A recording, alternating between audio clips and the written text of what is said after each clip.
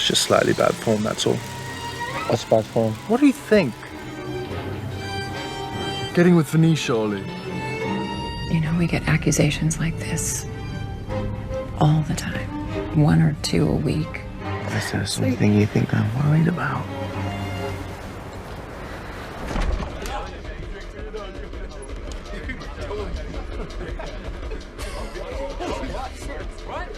Well, the doctor's here.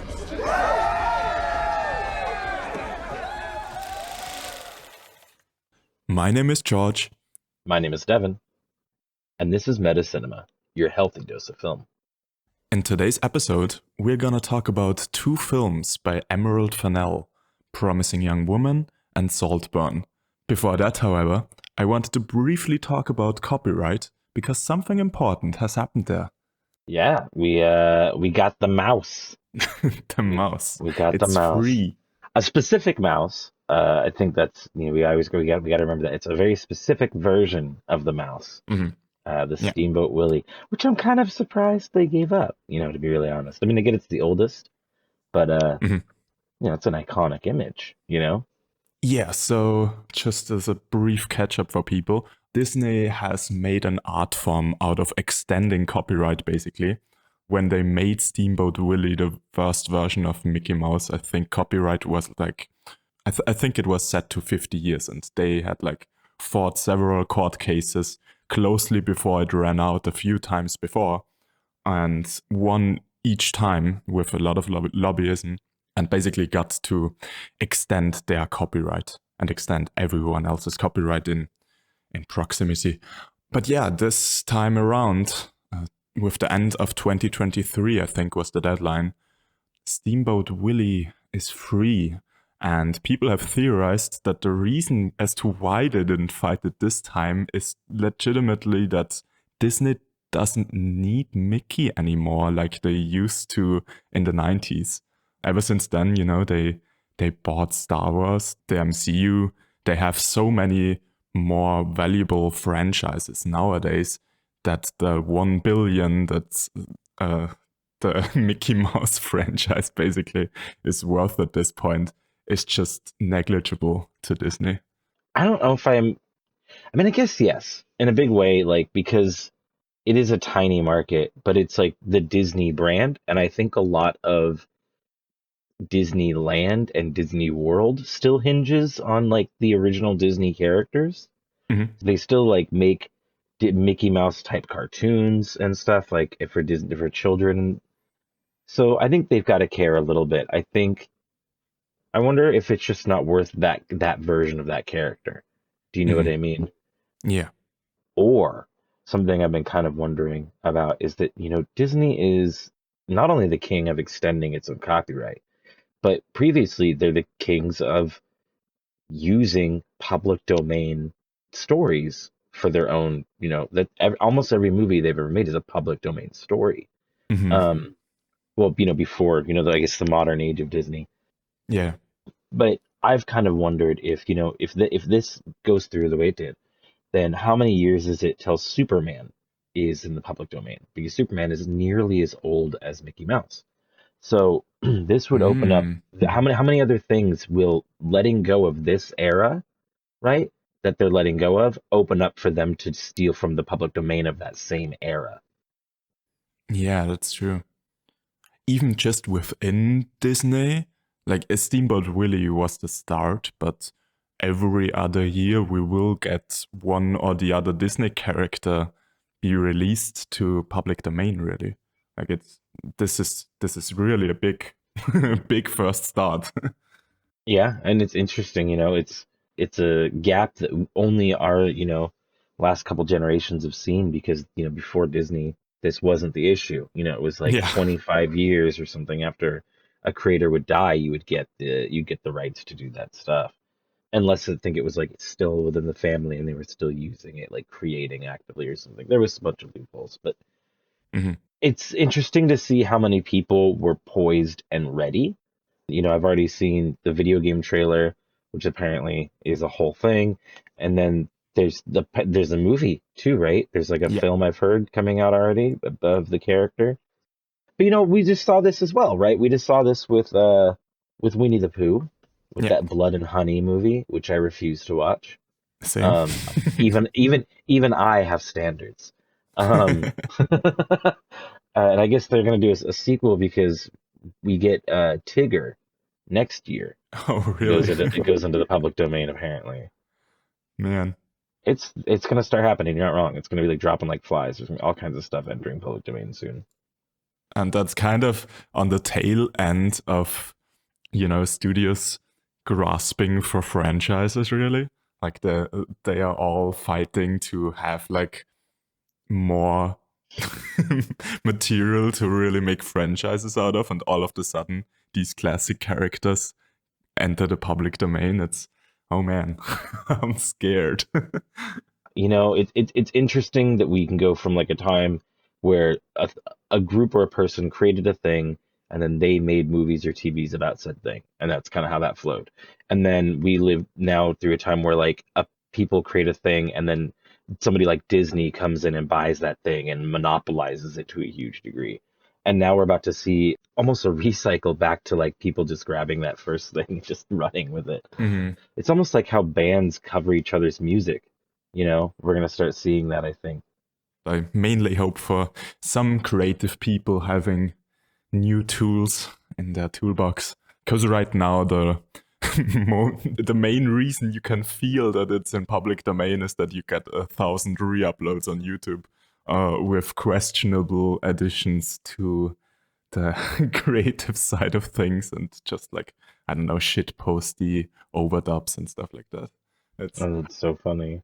I haven't seen the positive side of this really yet, but I'm hopeful it will come.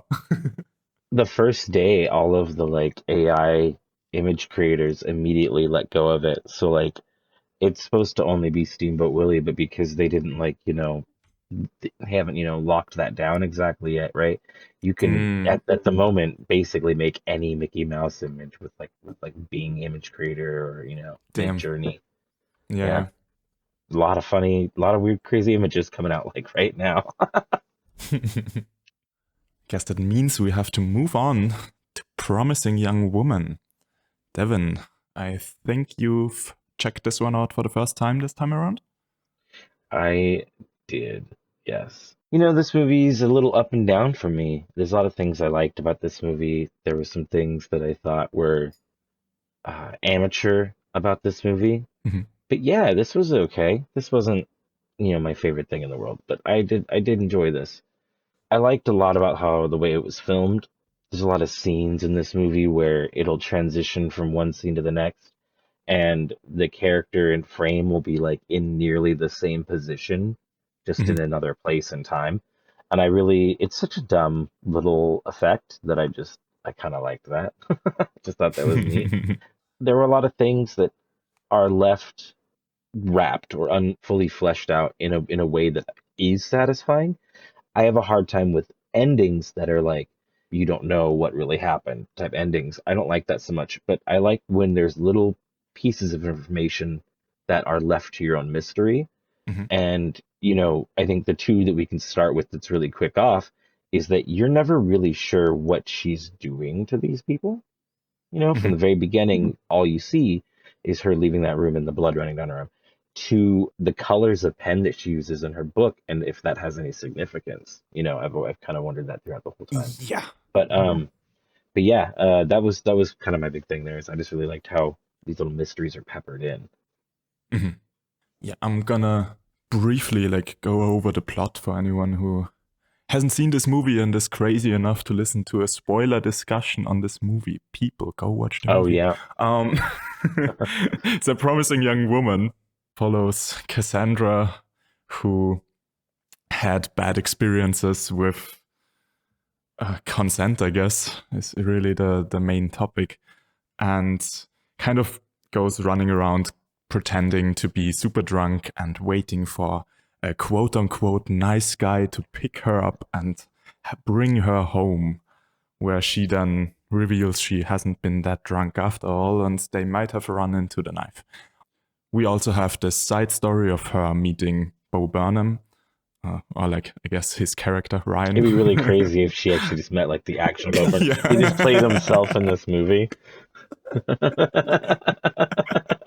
He's just constantly singing comedic songs into like really serious moments.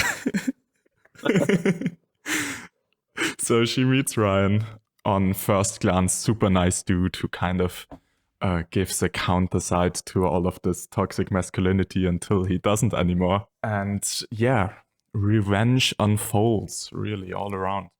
I have seen this the first time when it came out in the cinema. Okay. I remember it having a lot of hype and me going into it with high expectations. And I remember having some issues with it.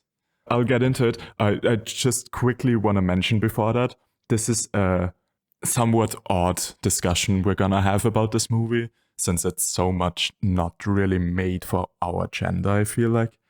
It's a weird thing to balance here. But I'll go into it. I think this movie is super important, and the way it tells its story is interesting.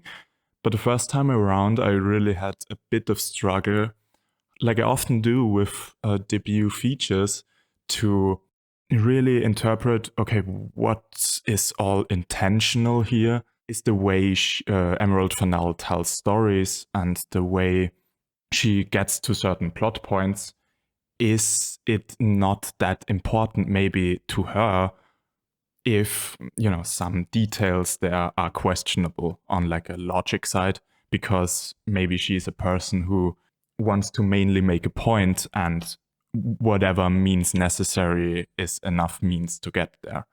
And I think rewatching it now, I feel more like that's the case. I feel like it's more so her style that I'm slowly growing accustomed to, that helps me be involved within her films more so this time around. Okay. I can quickly go into the red, blue, and black names. Yes. There's this Reddit thread where people theorized about it, and I think the best version that I read there was blue is taking advantage of her being drunk, but not to the point where she's unconscious. Black is trying to assault her when she totally passed out. And red probably is everything worse than that. There's this side of the thing where they ask her how old she is. Legal, right? It's like one thing that happens. So people assume that red might be, you know, if they don't even care for her age or something like that, if they don't even check something like that. It's, I guess, the same means but a different end. But I was wondering if it was like blue, she just scared them; black, she like roughed them up or something; and red, she made them bleed. So kind of the same, you know, probably, you know, that's reflective on their deed, right? And then the other thing was just that simply she has a lot of fucking pens in her purse. She just uses whatever one she pulls out, you know, and she just uses the pen that she has on hand. I I paused it and like looked at the page, and that's like some of those is like red, black, black, red, blue, black, and I'm like, okay, you come on, just put the pen with the little notepad. Like you would keep it with the notepad. Like that's just insanity. Like I haven't checked and pressed pause to verify this, but in my mind I just assumed it's one of those multicolor pens. Do you know them? Yeah. Where you have like go on like three sides or double click it or whatever. Yeah. I assumed it's one of those because you can see a few times when she gets out the notepad, she has, you know, that hairband thingy wrapped around it. And I think there's a pen stuck within that. So I just assumed it's a multicolor pen. Yeah, I almost wonder if we're just overthinking it. Yeah. You know, there's a part of me that just wonders for sure if it's just overthinking a little bit. Because, you know, the real truth is that I was saying that there's some things in this movie that almost feel a little amateur. This would be interesting to stand out, that those had meaning that we weren't supposed to see and stuff.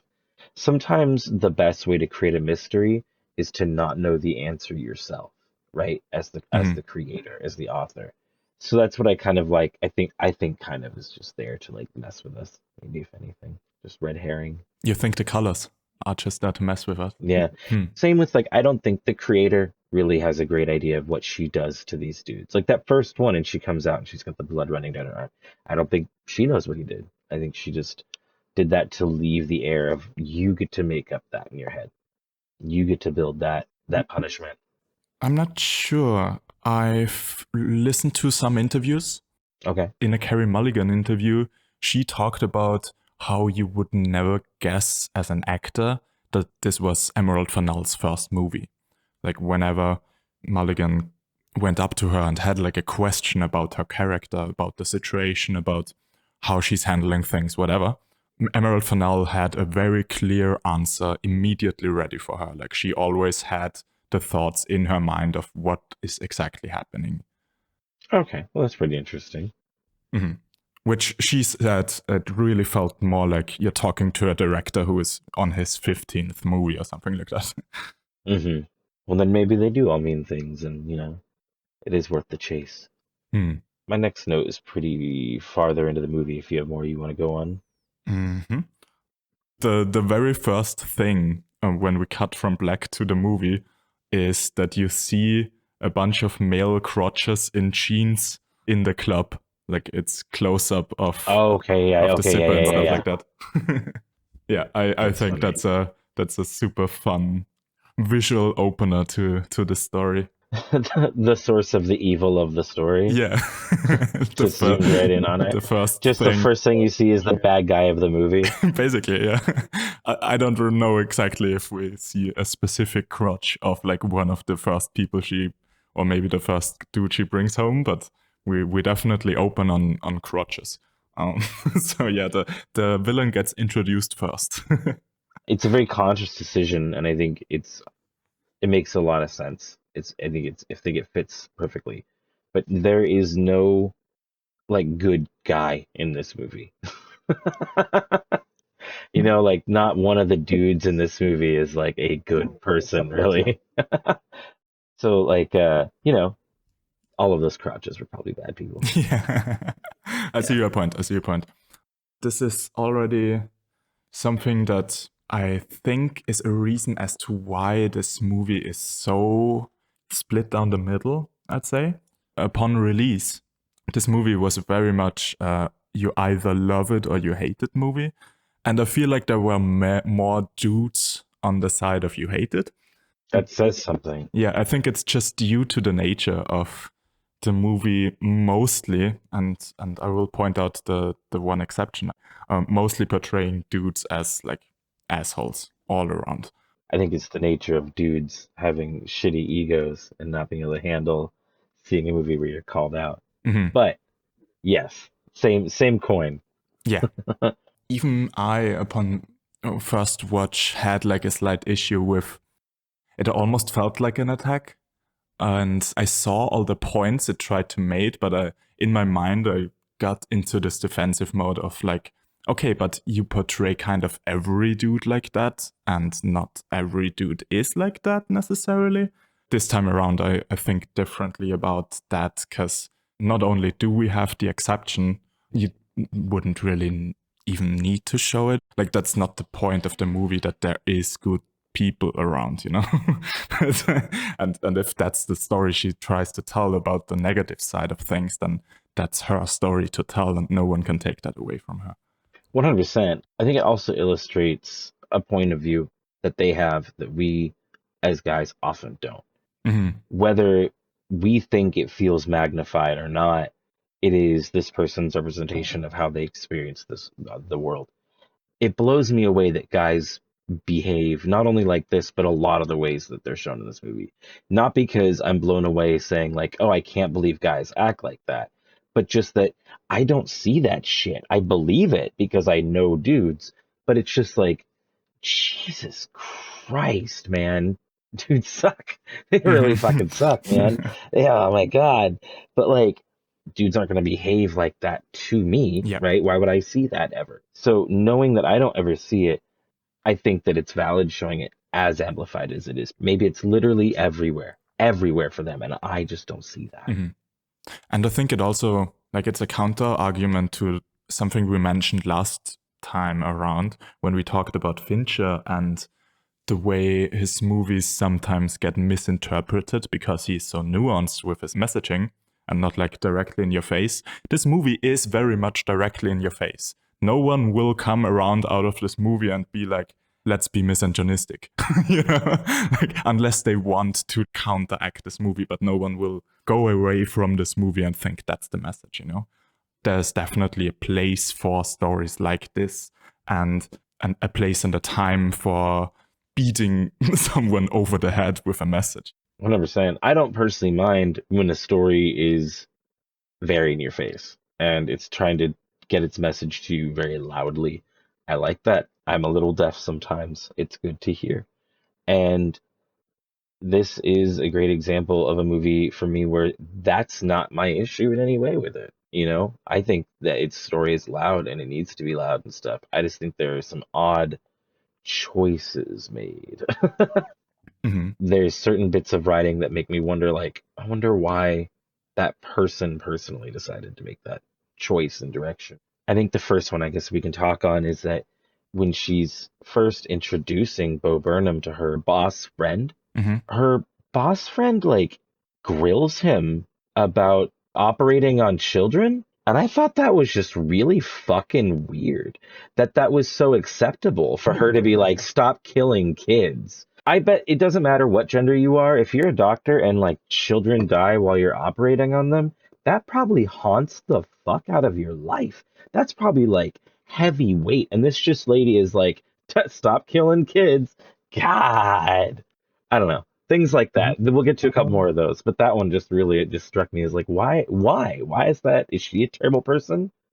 Yeah, to me, this felt more like she took whatever it is that he does and kind of grills him about that and tries to provoke him in order to understand his character and maybe his intentions more, as a kind of safety precaution for her friend. So, and it's totally nitpicky. You're not wrong either. So I mean, I think I would have approached that differently, maybe like grilled him and been like, I bet you do it because of all those single moms or something like that, like, try to make him out sound like a dog or something, but like, but yeah, it was just a very extreme fucking thing to say to somebody. It's crazy. But we'll get to some more of those because there's some more other weird interactions, choices like that are just strange in this movie to me. Since we're already at Bo Burnham's character, I fucking love the interaction between Cassie and Ryan in this film. The meet cute with the spit in the coffee cup and all of that. I hate it so much. You hate it? Oh, I love that so much. I hate it so much. Go on. Tell me why you like it though. Please do, because I'd like to see the lighter side of this. I don't know. I thought it was super funny. To me, the whole interaction just is filled with comedic timing that is just incredible. It's not really that I like thought, hell yeah, the spit.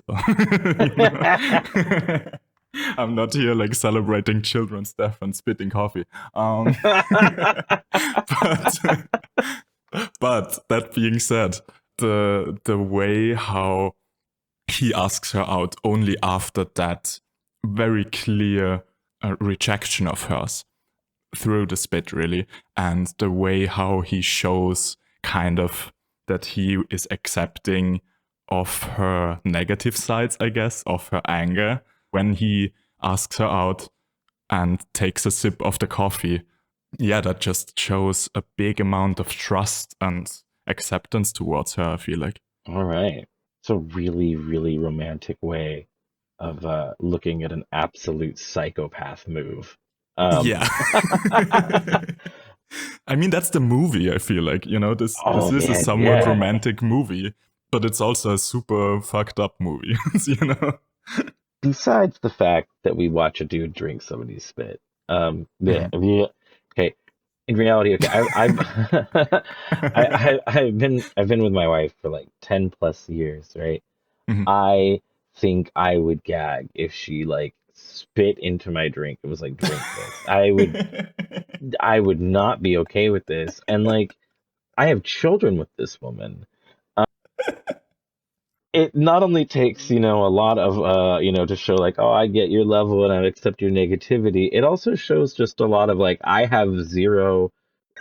I am a weird person. Um, oh my God. No, it's terrifying. It's a terrifying moment. It, it's one of those moments where it's like, have you ever seen like sitcoms, like TV shows where they take the laugh track away and it suddenly becomes really weird and awkward? It's almost like if you were to film this in a little bit different lighting with like a little bit different like maybe angles or whatever, this would have been really creepy. The whole interaction would have been terrifying. Oh yeah, for sure. Yeah, that's all I see it as. I'm so hard to like hit with romantic stuff that it's all just like weird to me. So this is just like weird on top of weird. That sentiment about change the music, change the lighting and stuff like that, I think that just applies to a whole lot of comedy. Like any somewhat dark comedy could work in that way, I feel like. Coming back to the spit part, and I can't believe I said a sentence.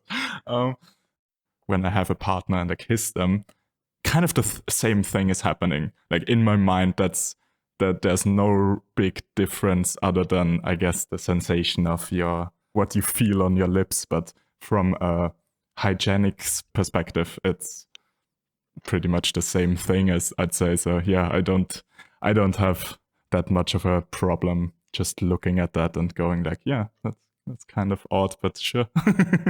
See, yeah, I'm gonna respectfully accept your logic and return that with a no way in hell am I drinking spit coffee.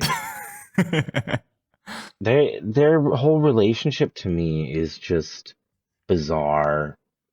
Interesting.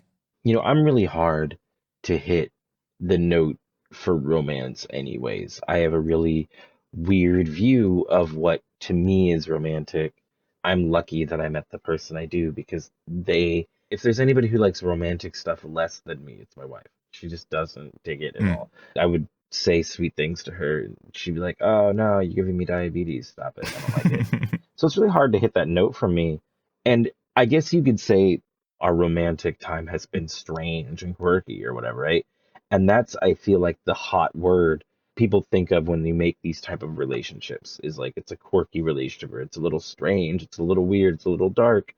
Mm-hmm. It always just feels so awkwardly cringy to me to watch. Not because I don't believe that that's how people might act during like that. It just feels so not real to me because it's so far from what I would ever be like, oh, that would work. Do you know what I mean?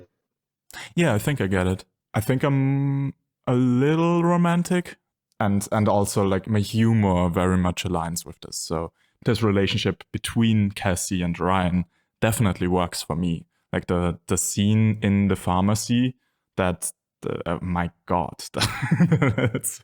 that's so hella cute to me. The idea of staging a romantic scene in a pharmacy, and the romance really comes from the fact that he opens up to her and sings and dances along to a Paris Hilton song that he knows by heart. Like that's really the core of that scene. If somebody started singing to me in a pharmacy, I would have walked out. Yeah, but here's the thing, they both think it's kind of funny and it's kind of endearing. So it's always a matter of context and of, are you on the same page with this other person? And since they both are and they both think it's hella funny, I think it's super endearing that he can be so embarrassing in front of her, essentially, is what it boils down to, The filters are down. I am this person. Will you accept me as this person, basically? Mm-hmm. Again, it's one of those, it's character decision that I just don't quite get. Like, her entire willingness to go into a relationship seems strange. Again, though, don't you think that with like in the story she's 30 and she probably avoided any relationship up until this point? Don't you think you'd get lonely at some point and of course, you'd long for like one person that is different, and then there's this guy who seems different? Don't you think that would do something to you. And that, you're not wrong. It's without her making that decision, the story falls apart. Kind of, there's not as much story, Yeah, That makes a lot of sense. Obviously, why to do this, but like, there's things in this movie that are meant to be aimed or hit with a different audience than us, right? Mhm. I wonder what that says to that type of audience about trusting this man one more time and him still turning out to be a piece of shit. Yeah. It's just an interesting choice, and I don't know what it means exactly to the viewer that isn't me. Mm-hmm. I think it's just meant to show that it's hard to be certain, and that even, I guess, the seemingly nice guys can turn out to be assholes. Mm-hmm. Yeah, I wanted to get into the one male character that is kind of redeeming. Okay. There's this sequence with the lawyer. We see how he regrets it all, Mm-hmm. and how her reaction really shows that she didn't expect any man to come around to actually, I guess, just the fact that she ended up forgiving him is something that she absolutely didn't expect. I think it's important that through that we kind of see some of the systematic failure behind the whole thing. He talks about the almost reward system for finding out anything they can use against the victim, really, against the accusing victim, to turn the case around, and how they would have financial incentive doing that. How does a specific person just designated to digging up dirt on that person, all of that stuff. I think it's an important character to the story, to have that little light in all of that darkness. So you brought up earlier, like, lots of guys that would see this and be angry about it or whatever, right? Mm-hmm. It almost made me feel like this was the scene for them to feel like not all men or something, though. And I don't know. I feel like I didn't like it in a way because of that. I liked the rawness and the choice that, like, everybody was terrible. I kind of liked that. And and the thing is, he is still terrible in a big way, because he still did those things, Yeah. right? I thought it was an interesting way to show that she can be disarmed like that, right? Mm-hmm. But I think more than anything, I really liked that it brought forth some realities to the movie. He mentions, like you said, getting the bonus, make sure that they don't go to jail or whatever, right? And those are all real things that lawyers like him get paid to do. Those are not like made up, right? Yeah. And I think that is for me, was just a vehicle to show that, to demonstrate that, and talk about that. And I liked that. I thought that was really good to include into the movie. I don't know. I just didn't like him as a character. That Mhm. idea that he gets to get away with this or whatever, right? I almost felt like she should have, like, when the guy at the end is like, should I still go do that house or whatever? And she's like, no, he's fine or whatever. I almost felt like she should have been like, yes. I'm not sure. I think it's kind of important to show that he's redeemed, or that she like forgives him, just for the concept of there is a potential hope for a future, a way out of the system. Mm. It's like the only hope we ever get. I think more so than just giving the dude someone to point at and be like, oh yeah, not everyone is an asshole. I think more than that, it's just important to, as a general audience member, to have something to point at and be like, oh yeah, things can get better. Mm-hmm. I think that's more so my takeaway from that. And he does, do a really big part of looping around. I think a lot more further redeems himself, because, Mhm. The more we sit and we talk about it, and the more I think about it, it's almost like that first time you're seeing him, they say, like, realizing you have a problem is the first step. Mhm. It's almost like that first time she sees him and the first time he comes into play, that's him accepting what he's done. It's good that she forgave him for that, but you know what I mean? It's not until later that he actually redeems himself, which I think is really, really interesting the way they played that off. The scene right after the whole lawyer montage is also important.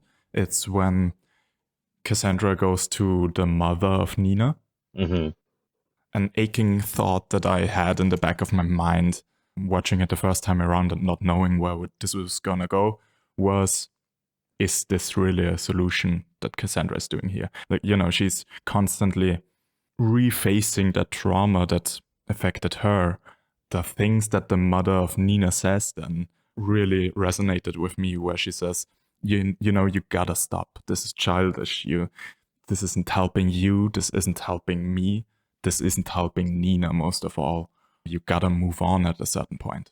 And yeah, I thought that the movie addressed this was really important, because without addressing that, you have this big gaping wound almost in your story. If you take it and face value, it is a questionable thing to do and go around and doing. So just that the movie is somewhat self-aware, that was super important to me. I wish I had something more to add on. I don't have anything to add on that, really. I do want to add on to something else, though, that you brought up just now. Mm-hmm. There are like 3 montages in this movie. Yeah. Come on. It really wouldn't have bothered me, because one is really early on, the one you talked about that you really liked in the pharmacy. Mm-hmm. But there are 2 montages of this movie that are literally within 10 minutes of each other. That's my one thing. My one thing that I say about this movie, like I keep saying, like, it's kind of amateur feeling. That was it. That was the thing that got me, that I was just like, you could throw another damn montage. Didn't we just do this just a few minutes ago? Yeah, I don't really have that much of an issue with that, to be honest. I think that the style of Emerald Fennell's directing or filmmaking as a whole, I'd describe as almost, I don't know, bubblegum pop. It's very colorful. It's all very, catchy and made for. Man, between this and Saltburn, I don't know about that. I agree with that. I would say it has, in a positive way, it has a music video type feel sometimes.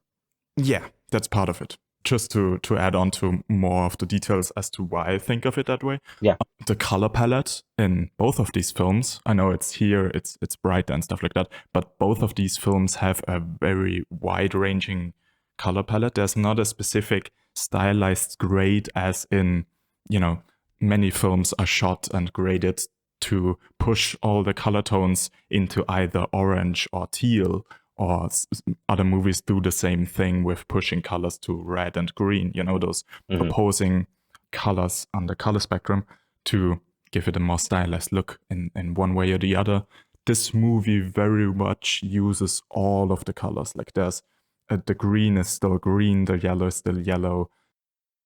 It's all very saturated, like it's all colorful, but it's a wide-ranging spectrum. The music is very much adds to this, very contemporary pop music needle drops in this. Yeah, and a lot of them. Also in Saltburn, the same thing. I mean, there's more neon light and stuff like that for sure in here than in Saltburn, just due to locations and stuff like that. But I'll stand by my bubblegum pop. I dig it, man. Yeah, I dig it. Talking a little bit about the guy who, she forgave. This guy did a terrible thing, and she let him go pretty much scot-free, right? Mm-hmm. A dude yelled at her in the intersection, and she fucked his car up. Yeah. She goes off on that dude's car. Now, I get it. He said some words that in the country this movie takes place in, you don't say those words. But damn, that's like a lot of money worth of damage. Holy crap. That's one of the things that I wanted to get at with my initial statement of, I think I just get her tone now more so than I did initially, because there is moments like this very moment in both of these films where you can't really think about it too much, because then you end up questioning, like, okay, isn't this a little bit over the top? Even if you think further, than if that was me, the dude, I would probably write down her license plate and, go to the police like immediately. There's this should have repercussions, but yeah, it doesn't. I think it's just Emerald Fennell's style to more so make a point of the anger and the tonality of it all than to really have it play out in a very straightforward, this is what would happen in the real world. It's a kind of heightened reality where emotions and outbursts count more so than, I guess, logic and, repercussions. That's fair. I just thought it was a funny contrast in her reactions to two different terrible men. Right. You know what I mean? I think the only other major thing that I have to add about this movie is when you're talking for a second on the music, not really any of the music in this movie is memorable to me in any way, except in the end sequence. We have an orchestral version of remake Toxic. of Toxic by Britney Spears. And this is a little known fact about me, is that I actually collect on my Spotify. I collect covers of Toxic. I have about 15. Yeah, I have a bunch. I fucking love that song, and I love it by other people. And Oh my God. It's just a great fucking song. It's catchy, man. What am I gonna say, But like, yeah, I like that they used it. I really like that was in here. I thought it was it's such a funny song if you know the lyrics, because they don't quite match up to what's happening as much as just the like idea of toxicity does, Yeah. But yeah, I really like the whole sequence of that song. I have one thing to add to that. Yeah. Emerald Fennell said in an interview that one of her goals when writing the script was to create something that takes a lot of things in pop culture serious that society kind of thinks of as silly or mostly enjoys ironically. Yeah. So the Paris Hilton thing plays into that. The Toxic by Britney Spears plays into that. She also added that over-the-top colors in like fashion and in makeup and stuff like that are often looked at funny, and she wanted to celebrate all of that and to really take it seriously. I guess that, brings us to the unwrapping, the ending sequences, everything that kind of that last 30 minutes after she finally finds the rapist in question. Mm-hmm. And because that's what he is. Yeah. He's a rapist, despite, by the way, that the word rape never being mentioned in this movie ever. Mm-hmm. The word never comes up. Almost as if it's too powerful or like too horrible of a thing to even mention. It's kind of the Voldemort thing, Yeah. Well, it's really interesting because the final showdown happens. It doesn't go the way you think it's going to go. Mm-hmm. Man, did that leave me with some feelings to think if this movie ended with just him killing her, burning her, and getting away with it. Like, what the fuck does that say? That in a lot of ways, I think that says, in a lot of ways, I think that says a lot more than what the actual ending did. Mm-hmm. But the actual ending is so satisfying. Yeah. Because it plays out in almost an Agatha Christie-esque way.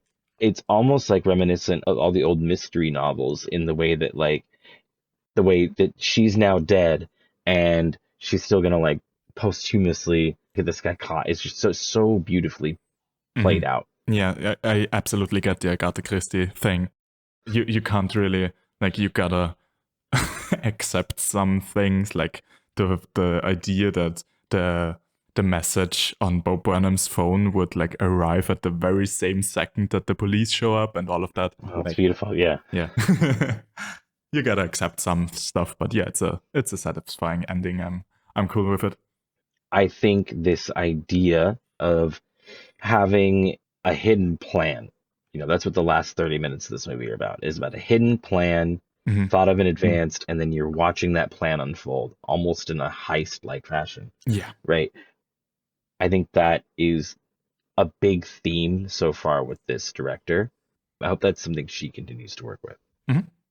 As like kind of an overarching statement over this all, I wanted to address this idea of different angles. I think one of the reasons why we don't get a lot of dudes that are the exception, I guess, is just due to the fact that there's so many different angles to talk about sexual violence and the repercussions of that. And this movie really covers a lot of ground. I just wanted to go over it. You have the perspective, obviously, of Cassie, a person that can't really move on over that loss. The counter side to that, you have the mother who is just trying to move on and get on with her life. You get the perspective of the bystander directly through like Ryan, who turns out was in the video, he was present at the moment, but you also get the perspective of the somewhat indirect bystander through Madison, her former friend and former friend of Nina, who kind of participated via, victim blaming and gossiping afterwards and not really believing the things being said and, all of that angle. You get the school's perspective of how they are maybe just not equipped to handle allegations like that, particularly if they really are that frequent as she claims they are. I can see how one might get numb towards something like this. And once some situation comes up where the person would really need the empathy towards, they are so used to stuff like this happening that they can't really show that empathy anymore. You get, as we already pointed out, the lawyer side of things, all of the systematic oppression behind that. By the end, you also get the perpetrator himself not really showing the thing that had happened, but showing a reoccurrence of the sexual violence happening, this time towards Cassandra. And then following on of that, you get the bro of him help cover everything up. And I think a really important thing within that scene when they talk to each other in the morning is that he introduces that mantra into his mind of like, you did nothing wrong, this was all a big accident, we all know that she left, and he just repeats those over and over again. Cassie gets confronted throughout the movie with the saying of, oh yeah, we were so young, we didn't know better. I think those were basically the mantra being put into place at the case with Nina back then, and we see stuff like this happening again, just they are a different age and they have a different mantra to talk themselves out of it now. But it's kind of the same thing happening again. It's repeating itself. They didn't really grow out of it or anything. It had nothing to do with age in the first place. Having all of those angles almost doesn't allow for the story to have I don't know, good guys anymore. There's so much stuff packed into this, and all of those angles are kind of important to show. It's part of the whole bigger picture. So yeah, it makes sense to me that it would just be filled to the brim with assholes, basically. Again, I think it also has to do a lot with like the experience maybe of being a woman. Pretty much almost every dude in this movie has two modes. They have hostile and trying to flirt with her or have sex with her. I think that's really, really well demonstrated in the scene where she's walking and she's being catcalled by the construction workers. Yeah. And she just stops and she just stares at him. She doesn't even say anything. She just stares at him. And they go very quickly from like catcalling to be like, get out of here, you weirdo. You're not even pretty. You're like just immediately hostile. Right? Yeah. And I think that for a lot of women, that's what men feel like, is that they're either hostile or they're trying to get something. So I think, you're saying like this movie has a lot of over the topness to it and that it's embracing that idea, right? I think it's just the same thing where it's just magnifying that issue in front of us. Yeah. I think that's a good thought to end it on. Yeah. And move on to Saltburn. Our next film is Saltburn, Emerald Fennell's second movie. It follows Barry Keoghan as Oliver, an Ivy League student who becomes enamored with a fellow student, Felix, played by Jacob Elordi. After becoming friends, Oliver is invited to Felix's ancestral home for the summer. What follows is a trip into obsession and deception, where Oliver, one by one, murders all of Felix's family members. Oh, I first of all want to instantly mention Barry Keoghan's acting in this. I think this performance is insanely good. I loved every second of Barry Keoghan on screen, and I could have stuck around his dancing in the end for another 5 minutes and I would be happy. I don't know. As I said privately before, it's really cool to see him play Ezra Miller. Yeah. that definition is really kind of, yeah, it drives home the point. It feels like that, yeah. Yeah, interesting movie. Again, I am not quite on the hype train like this movie, at least initially, had.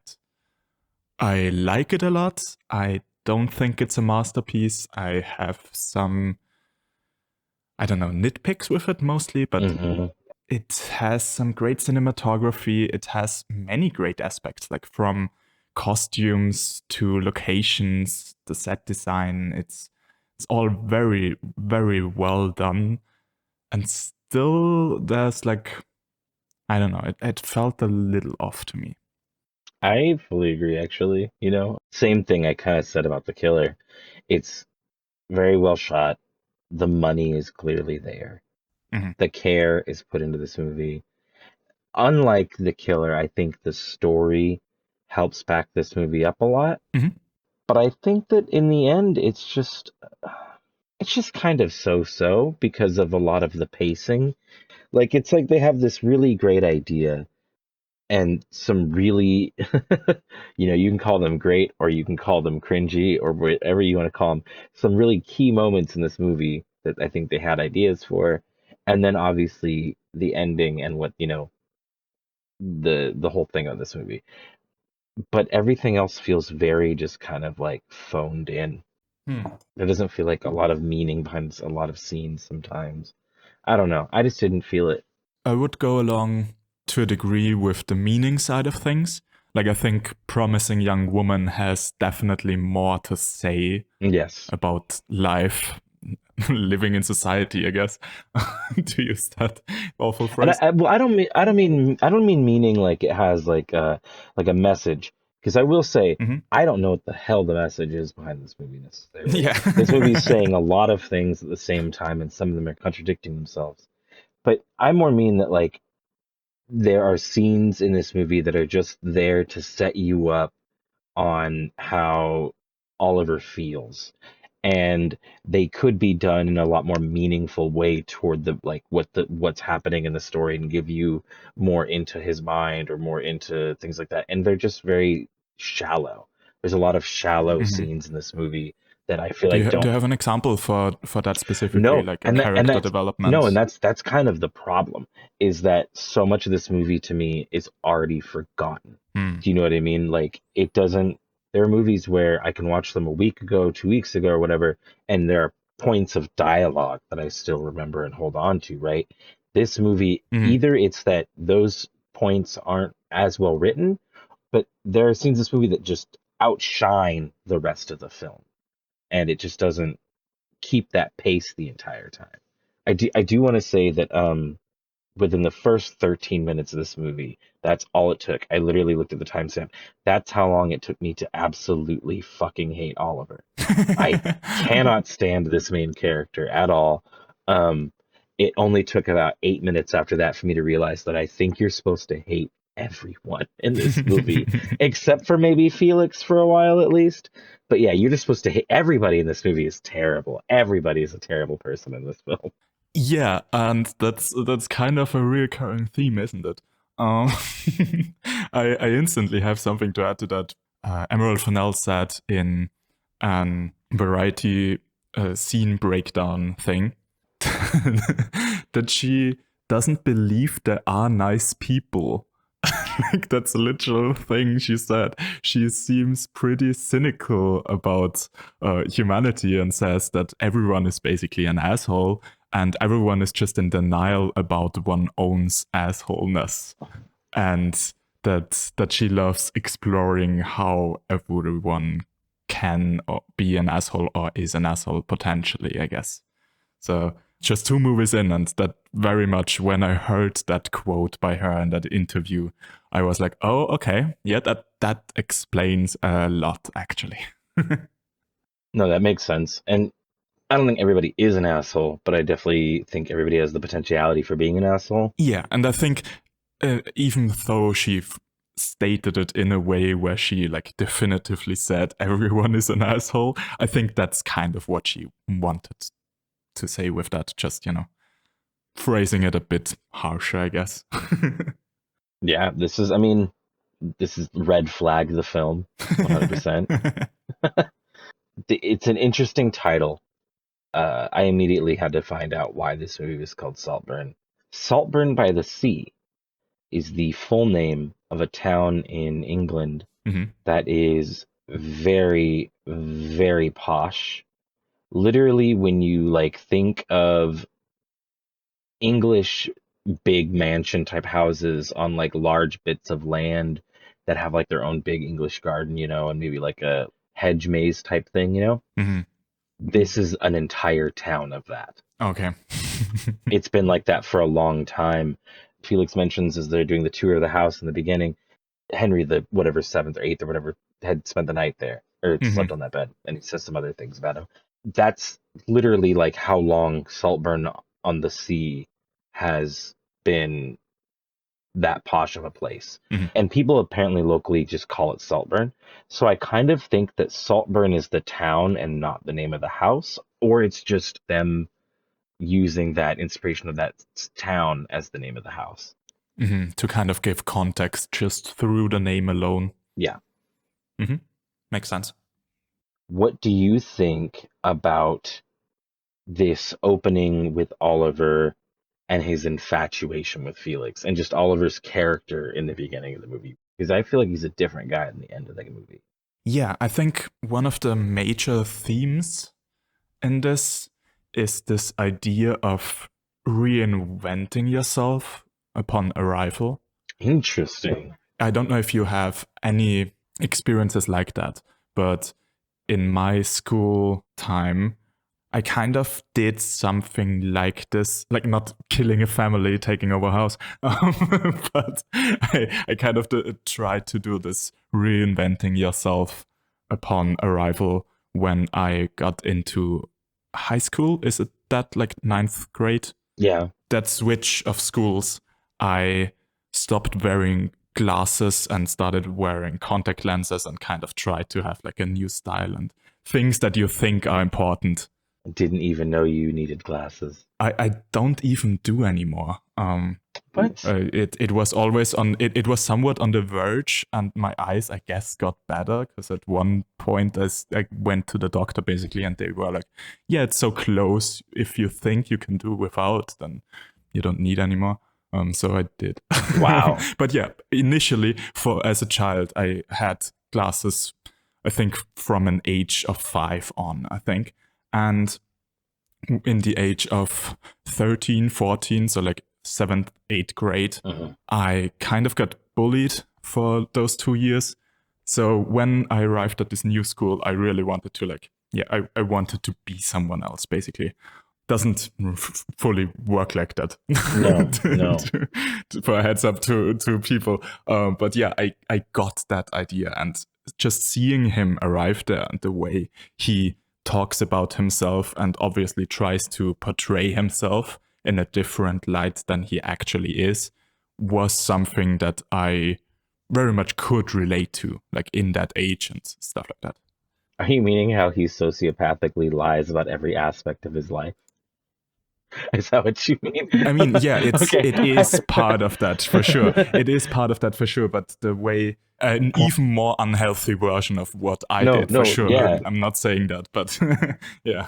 When I was in school, right, just before high school, just before that 9th grade, right, I went to a school that was like middle school, so 5, 6, 7, 8 or whatever, right? Yeah. Combined with a high school. Okay. It's all one in one thing. It was 4 kids who had like messed up in school too much. And I was there because I was just like kind of like an asshole, and like teachers didn't like dealing with me, and I was like really, I just tested people a lot with stuff. Yeah. Anyways, my school consisted of this like little trailer and like security guards and two teachers, and that's the whole school. And everybody in my school was like a junior and a senior, and I was in like sixth grade when I got out of that school because I got made fun of and beat up a lot by these like older gangster kids who were all there for like really serious reasons. Like they robbed people or they like shot a teacher in the arm or something Oh my crazy, right? god. I'm not even joking with you. When I moved away from there and went into like real normal high school, I like became like a goth kid and like wore super gothic, and that was like my reinvention. Hmm. If people are going to make fun of me, they're going to make fun of me on my own terms and on Yeah. things that I decide they're going to make fun of me about. So I definitely 100% get that. You almost, when you do that, when you make this new image of yourself, are lying about who you are in your Hmm. history, your past. You're creating this new character of a person. And this is just like, Promising Woman was really over the top. That can be seen as like a really over the top way of doing that. Exactly. Yeah, that's how I think about this movie. Like that's what this movie really is to me. That's awesome. Like he redefines and imagines himself almost as like a posh guy, you know? Yeah. And by the end he gets there. You know, he is that guy by the end. I don't know if the stepping stones that lead to that are worth it. Yeah. we'll get there on some of the things that happens in this movie. But I wanted to mention that just like in Promising Woman had like a really interesting scene to scene transition, this movie has a lot of what's called subject to subject transitions, Hmm. which are my favorite kind of transition. It's essentially when the scene is like a character is going to get to the store, but they're going to forget their keys or something for when they get home. So what you would show is the character at the store shopping, and then you would show the keys inside the house, and then the next scene would be like the character outside, having to deal with being stuck out of the house. Hmm. You never actually show the action of the character coming home and realizing they don't have keys. You show the subject of the keys where they are, you show the other subject of where it is, and then it's up to the viewer to Put things together. put that together. Yeah, it's surprisingly a trait commonly used in anime more than it is any other Western kind of like thing. Interesting. But I love it. I love that type of transition, and this movie uses it a lot. Actually, I again wish I had any great examples. We took a break for holidays and stuff, so it's been over like a week since I watched this. Mm. Before we get into all the other things about this movie that are going to be like negatives, I really appreciated that. Mm. I kind of didn't answer, I think, your question earlier about how I saw Oliver in the beginning. Oh yeah, sorry. No, it's all good. I didn't. You didn't stop me or anything. Yeah, he was kind of an enigma to me in the beginning. And I think that's what the movie tries to do, and it worked out for me. Like, I questioned his sanity from the beginning. I questioned his intentions, but I wasn't sure where it would lead me, really. I think the one visual imagery that is super powerful in that regards in the very beginning is the shot where Oliver sees Felix for the first time, because it is shot like through several glass windows, and in that shot you see Barry Keoghan's face reflected like 5 different times or something crazy. It's a beautiful shot, but what it really implied, like it really made me question, okay, so I guess this guy just saw him for the first time. Why exactly are you showing me several faces of his? Like, I instantly questioned, okay, does this character have several sides to him that he maybe hides in front of others and stuff like that? That was instantly where my mind went to, and I think that's a great setup for all of that follows. That's beautiful, because I didn't pick that up at all throughout the entire beginning of this movie. I was just like, this dude is uncomfortable as hell. you can tell there's something off, right, already about him. But I didn't think of it as like a form of a deceptionary form, right? Again, I saw this before Promising Young Woman. I think if I would have seen Promising Young Woman first, I would have had a better idea that this movie had like that was going to be a theme for him. But no, I had no idea. So I just thought he was like, the classic meek, nerdy, weak guy that's, not very good at socializing type person or whatever. So yeah, I think his journey is crazy to me. What do you think about Felix? I think the movie for a long time tries to paint him as villainous. As villainous? Yeah, I don't know if you saw it that way. No. Up until a certain point in the house, there are several like little hints dropped that something might be off with this family and that Barry Keoghan's character might be the one in danger. To me, at least, it felt like the movie tries to stir you in that direction before it, pulls the rug underneath your feet that Barry Keoghan's character is the real. Yeah, okay. Well, yeah, there's some moments where I remember thinking like he's gonna pull him to his house or he's gonna take him somewhere, whatever, and it's just gonna be like they're gonna be bad people to him or they're gonna torture him or there's some kind of dark things gonna happen. Yeah. Like I said, I thought he was like the most likable character despite being the most embedded in assholery in the in all the bad people, like all the jerks and stuff, right? He's friends with all of them. He's very embedded into that culture. I thought he was like the nicest guy, or at least the most stable mentally of everybody that you meet in the beginning. Yeah, that's true. I just thought there was something hidden underneath of all of that. One thing that is like a third through the movie where a little hint in that direction gets dropped because the sister, Felix's sister, tells to Oliver, I think I like you even more than last year's guy. And later in the movie we find out that, she really liked the last year's guy and that was kind of the problem with that one. But it just puts this open question into the room of like, okay, so what happened to the last year's guy? What does it mean to have a last year's guy? Does he bring a new one every year? Why isn't the last year's guy still here? There's just a lot of things not being said. And I think in the vagueness of that is where really my suspicion came from. That's interesting because I didn't pick that up as much as just like he had another friend and they had a falling out. Do you think Felix is even gay at all? Because I started to think that maybe he's not even at all, and that this is purely like Oliver's like obsession with him. Yeah, and it's part of the pain that Oliver's having is that it's not working or whatever, right? By mentioning the last guy was with the sister or whatever shows that like the last guy and Felix weren't actually, that's not why Felix brought that guy there. That's what that interaction kind of told me a little bit. But yeah, I don't know. Yeah, I couldn't tell you if he is or is not, but I don't think there's really... Yeah, he never makes any moves really with him or anything, Yeah. The only time you ever see him making any movies on people, it's women. I mentioned earlier this could be called Red Flag the movie. We get a really quick red flag immediately that Felix and Oliver argue before there's even like a real relationship. Man, what is with people just... Emerald likes making movies about where people just they see red flags and drive right past through them, don't they? I need to double check who the parents are in this movie and the family members. Yeah, because the family is a huge deal, perfectly cast. It's just terrible human beings. Yeah, I mean, Rosamund Pike already showed us again and again that she can play an asshole like no other can.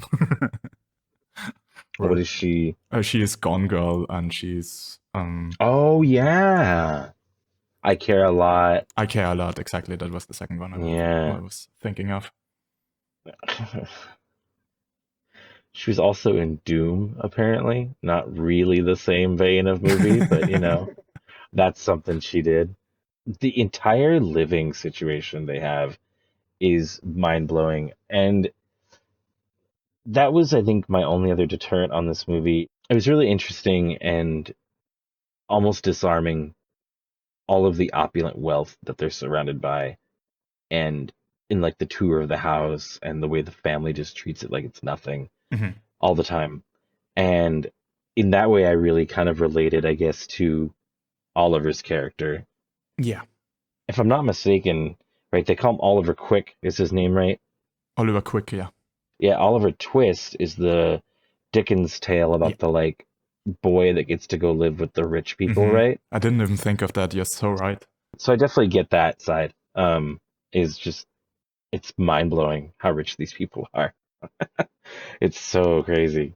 An interesting thing Emerald Fennell pointed out in an interview was how these grand houses are kind of built almost to be exhibitionists. Like the bathroom, and that plays a big role here, is, you know, you have this bathtub standing in the middle of this big room, and the way these houses worked was that workers would just go in and out of rooms and do their thing and clean up and everything at the same time as like an owner would be bathing there. So I think this setting in relation with, you know, sexuality, because sexuality and the body is such a big part of this film, that it works really well, having that all play out. Another thing that adds to that is, I think, the wardrobe.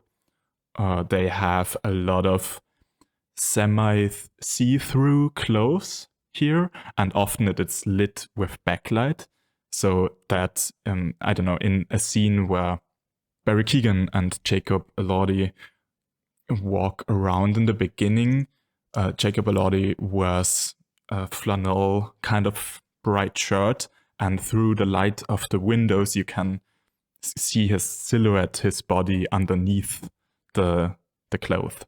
And yeah, I think that's an interesting choice as well, that, you know, the body is so much on display, even before the nudity scenes later on. The nudity scenes. Because there's two, I think, you know, right? Okay, you've already brought up the object of power here. The bathtub. Man. What a location. I think, what a location. I think that already surpasses any nudity scene you could film in a movie.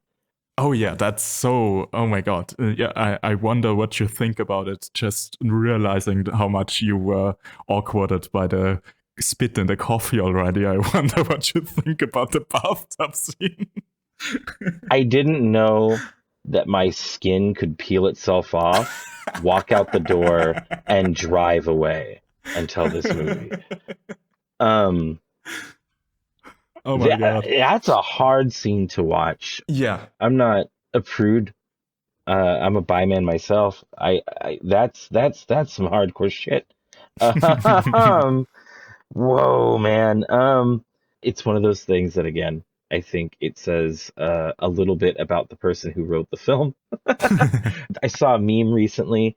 It was saying something like about a person's fetish, and how they, when they become an author, they just force feed everybody their fetish. Yeah. And I feel like a little bit of that comes through here a little bit, which is interesting. Pardon the phrasing. Yeah, it's like, I see what you did there. Yeah, it's a bit like David Fincher, who famously said in an interview for Girl with the Dragon Tattoo, he said, yeah, I'm a pervert. I kept myself to that. And, you know, I mean, if you're going to own it, you're going to own it fully. I don't know, man. It shows you how massively unhinged this human being is. Yeah. It is definitely the first moment in the movie that you just go, what? Yeah, it shows us how unhinged he is while still hiding it from the family. Yeah, that's a good way to put that. Yeah, because like it's even interesting, like, to put it that way, because like we get a close up of him and you don't see any of the rest of his body or anything, just his face. Yeah, and it's very like an intimate, hidden moment from the world. You don't see anything else. It's kind of interesting. Yeah. His family doesn't see him, anything like that. I was freaking out. Obviously, not just because of licking the bowl clean or anything like that. Dude could walk in at anybody could have walked in at any moment. There have been action movies that didn't put me on the edge of my seat as much as I was like just waiting for the sister to come take a bath or something. And oh yeah, it was that's a hard scene. Everything about that's hard to watch. But that's the scene that makes me feel like this movie has a lot of moments that just don't live up to it and a few other scenes. It's almost like when sometimes a movie goes, and then suddenly there's a really violent moment in the movie, and usually it's not like a jump scare, but it's like a shock moment, right? Yeah. And that is what makes the movie like hardcore. Like people will talk about it and be like, "Oh my God, that movie had that one scene," right? Yeah. But that's the only scene of the movie that really elevated it. Everything else is just kind of a movie. That's how this movie feels because of this scene a little bit and a couple others. Is it just how do you live up to this? How do you build off this and keep that momentum going? And I don't feel like the movie does. Yeah, I can see that. I didn't have that much of a problem with it. I mostly just I admired the scene. Like like I obviously hate it, but it's such an odd mixture of. Well, I mean, it's killing children on film. So. Yeah, it's basically that exactly. It's literally that. It's this odd mixture of absolutely disgusting uncomfortability, just watching something that should never be watched by anyone. Like that's such a incredibly private moment for this character, and at the same time, it's so genuine, and like in a similar way to how I thought about the coffee spitting scene. Yeah, there's such a sexuality to it. The extent to which he goes to feel, I guess, some of Felix inside him. My God. But yeah, I can see how you feel about it, kind of being so extreme compared to the rest that it sticks out a bit like a Thor, like something that can't live up to anymore after that. Well, it's not the only scene. They actually double down on the cringe literally one scene next. What's the next scene? When he's talking to the sister and she's telling him that she's on her period. Oh yeah. And he looks at her in the face and goes, "Thankfully, I'm a vampire." Yeah. My God. Oh, I'm just getting over the bathtub, like, fucking, I can't, I'm still reeling in my seat. I am still having an issue. And then you drop that on me. I can't. It was a lot. It was a lot. Man, I'm so here for that. Like that's my kind of fucked upness in movies. I'm a bit conflicted because here's the thing. I think Emerald Fennell fills a really interesting niche in filmmaking right now, where she is not afraid to go somewhat extreme with the topics and with the ideas, but at the same time she's still somewhat, as I said, like poppy. Like the movies she makes are still somewhat digestible for a general audience who isn't used to, I don't know, French extremity or something. No, they have never seen a Gaspar Noé or some of those wild things. My man, I have seen those things, and I was not prepared for this bathtub scene. Still, like you have seen crazy shit. Yes. Yes. I think she fills an interesting niche there. That being said, those very extreme scenes were the things I loved most about this movie. And if she would just go hardcore and her next movie is all uncomfortableness with super odd, weird fetish stuff, I would be here for that.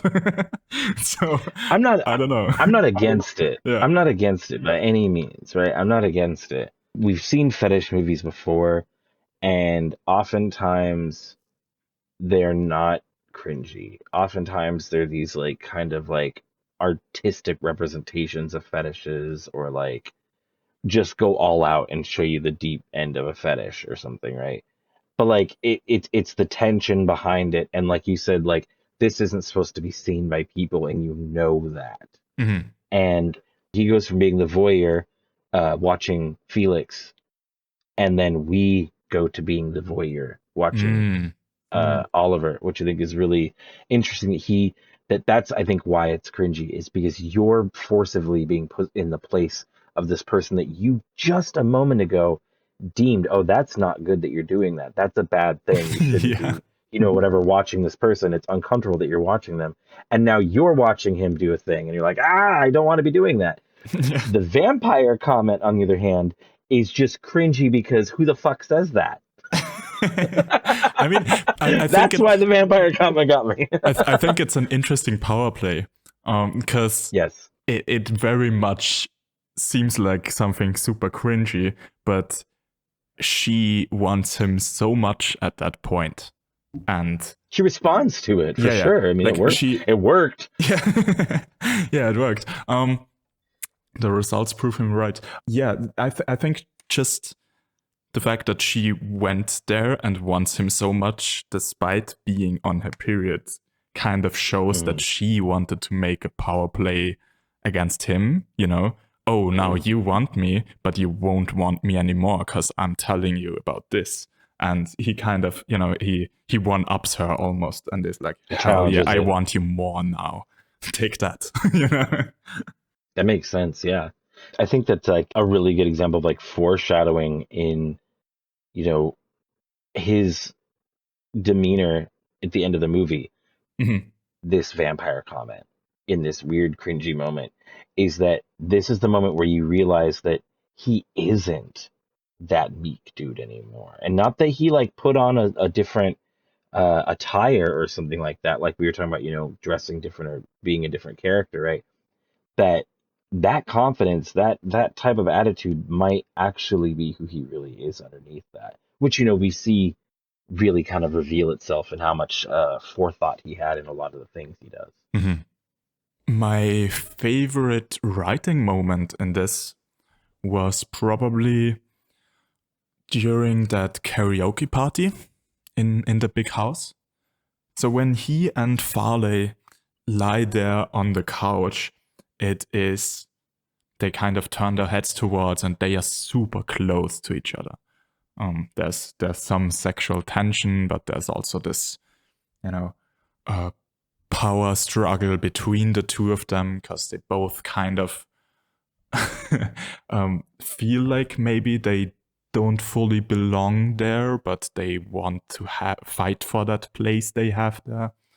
And throughout that dialogue and the following singing scene itself, Emerald Fennell, like the way this is written is incredible. The power dynamic really goes back and forth, where in 1 second one person has the upper hand over someone, and then the other counters with a sentence, and all of a sudden he's the powerful again. And by the end of the dialogue, Oliver's character is really the one who stomped him to the ground, to which Farley stands up and turns on the song and forces him the song upon him, which turns out to be like, has like lyrics about thank you for paying my rent or something in the chorus. Yeah. To which, Oliver again kind of replies, yeah, Farley, how about you finish the song? It applies to you as well. My God, that I love when scenes manage to pull off such a back and forth. And this one does it really naturally. It constantly flips in the power dynamic. And it's just, it's well written, well acted. The idea with the lyrics is great. Yeah, great fucking scene. Yeah, I like that scene. I totally forgot about that one, actually. That is not a bad scene, is it? I like that one. I remember him getting back at Farley, or like whatever you call that. I don't. The straddling of him at night and all of that weirdness. Basically sexually assaulting the dude. But yes, but no, but yes. I mean, yeah. The way he set it up and stuff like that was clearly without consent, but at the same time, you can see in his eyes, and you kind of know, and that like the fact that he like doesn't say no or anything, like he yeah, yeah, it's odd. Yeah, for sure. It's icky. it's all icky. I mean, this movie does really good at being icky. Mm-hmm. He gets caught up, he leaves, he meets the chick again many years later, like a year or two later or something. It doesn't really imply, right, how long it's been. Just it's been some time. He, in what feels like honestly like really done too fast for me. Like suddenly now the pacing is really quick. It kind of skips ahead and she's been sick for some time. I don't really understand how he's made her sick. I feel like they kind of glossed over that a little bit for me. It wasn't a problem to me at all. To me, it felt like a technicality, and I just assumed that he poisoned her somehow. For sure. And it's kind of in that subject to subject thing. It's just that's such a jump in time. I would have liked to see like him have a bottle of poison or something small. I didn't think about the poisoning thing until after. Once that happens, and it's kind of, it's unveiled again in this very heist style / Agatha Christie style way of unfolding the mystery or whatever, right? It's only then that I thought like they showed all these intricate ways that he set this up and he's planned all this and stuff, right? But they didn't show him poisoning the chick at all. And that I just thought that threw me off a little bit. That they focused on so many things, but they didn't bring that back to that. Do you think he really wanted to be with Felix, or do you think it was all just to get the house? Man, that's a good question. Because it kind of relates to his opening statement, There's this kind of framing device in the story where he talks about all these things, like he tells them to us, and in an almost interview-esque setting. And the very first thing he says is, I wasn't in love with him, but I loved him.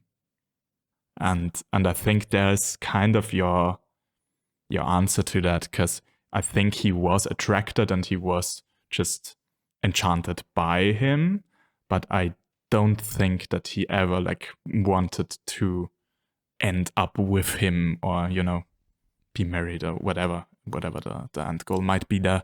Doesn't that just make the bathtub scene even more unhinged? Yeah. Sure. It surely does.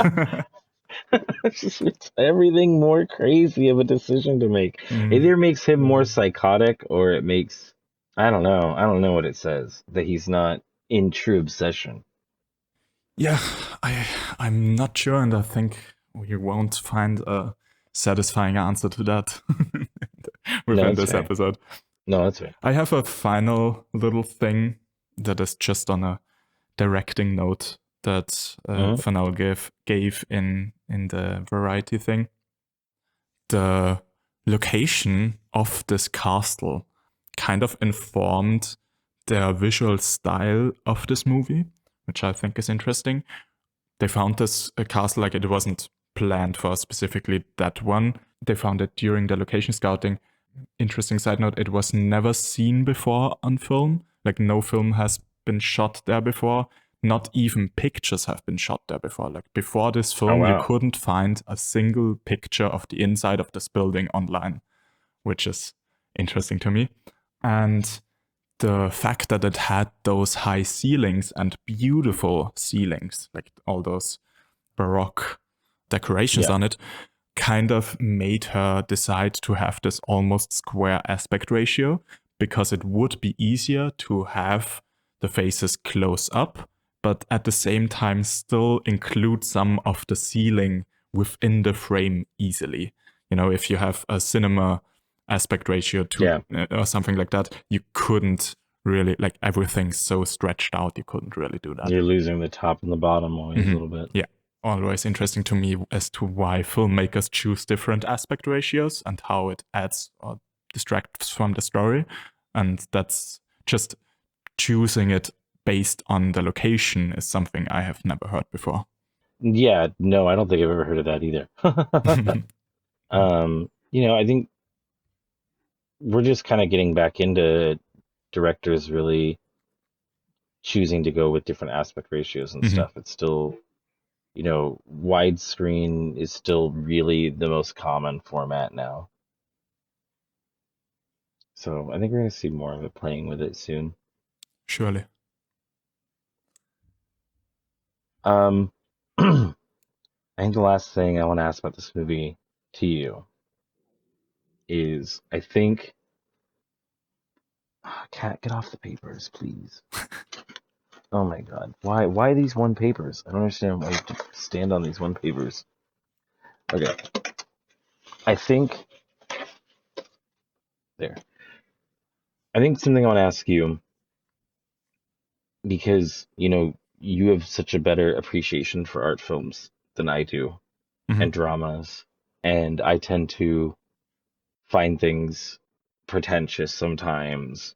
I know there are moments even for you where something feels like it was done just to be artsy. Why are we shown Barry Keoghan naked at the end? Is there a real reason behind this, or is it just to be like, we had nudity in our film? He talked about that. Apparently that was Barry Keoghan's idea. At least partially. He wanted to do that. He said to him, it just feels like a final, this is my private home now. Where he said he thinks that everyone, or he truly believes that everyone dances through his home naked. Like he said, he does that on a regular, where he's just like, okay, he's all alone. This is his house. He has total freedom. He feels completely at ease in this place. So now he'll just put on some music and dance around naked crazy. So that was very much his way of showing, yeah, this is my privacy now. This is my home. Okay. No one can take it away from me. I can do whatever I want here, really. Okay. I fully respect this. Because I wasn't sure if it was, there was a deeper meaning. If it was just, let's just say we have the nudity, the full nudity on film. We hung dong, Or if it was just, there's the scene where he first gets naked, it's implied. And they're like, oh, good for you.